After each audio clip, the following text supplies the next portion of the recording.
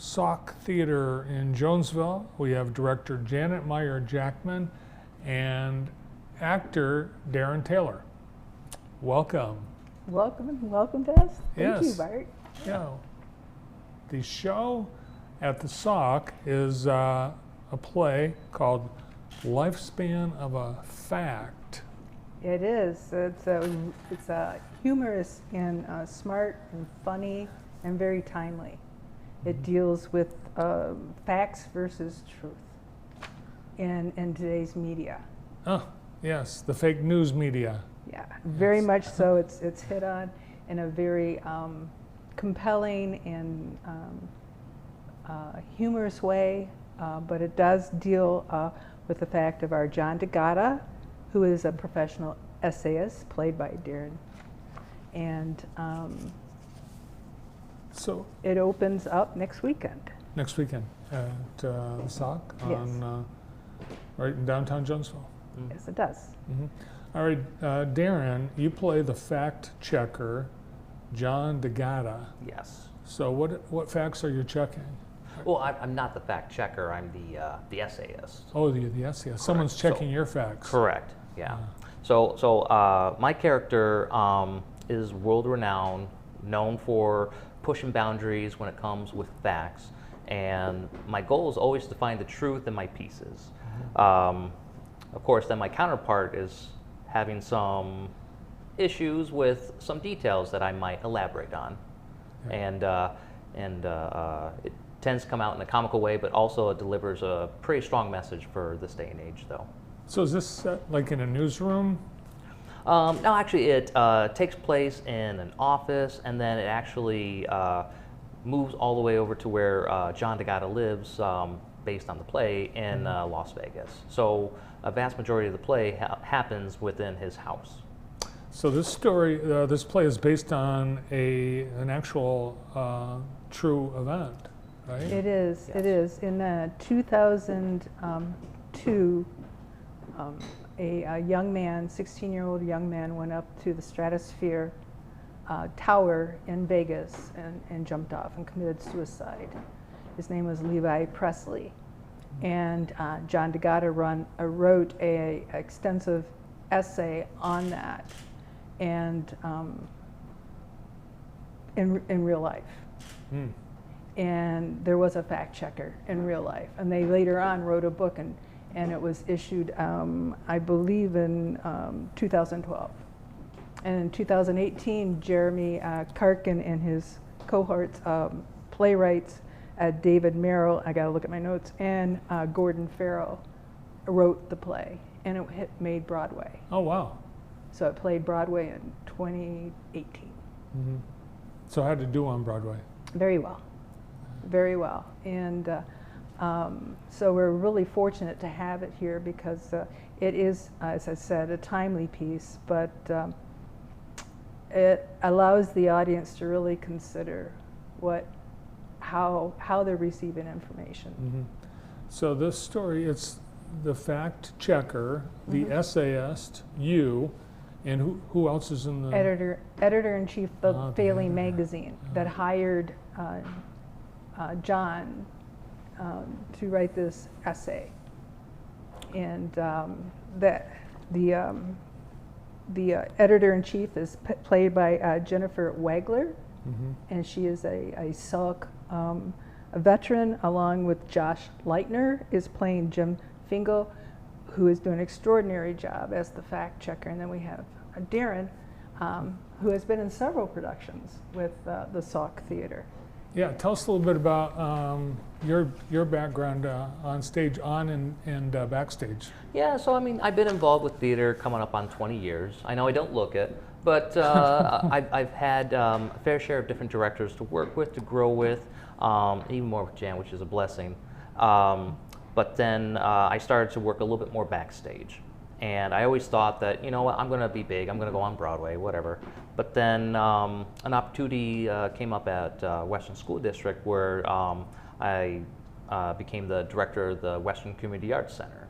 So I oversee all the productions out there. And on top of that, whenever the school district has like a play going on, I actually teach our students stagecraft about lighting, sound, set construction, variety of things that people might not really know what happens, but then other people can grow with it too.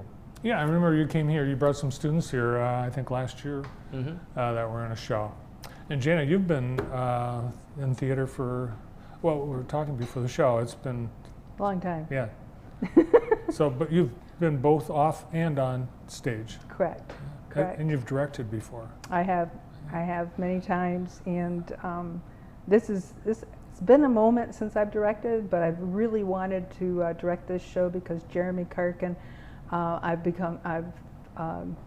known him now for 2 years as a playwright, and I wanted to see his work on this side instead of on the writing side. So it's really, really a lovely experience.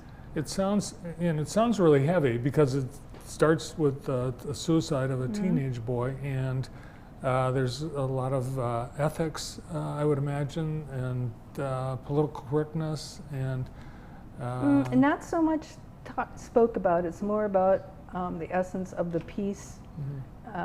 Do you want to sway the piece with non-truth to make it a better story, to make it so that everyone it feels what happened instead of what happened? And so there's a lot of that goes on. So you're trying to juice the story up because the magazine's floundering, and your story, the juicier it is, the better it's going to be for the magazine sales? I mean, like, my characters always wants the truth to go to the audience, to the readers, and then I create my piece. But then I just get taken away with finding something a little more deeper, something that's just going to make something more enriched, and that's usually what drives my character. Yeah.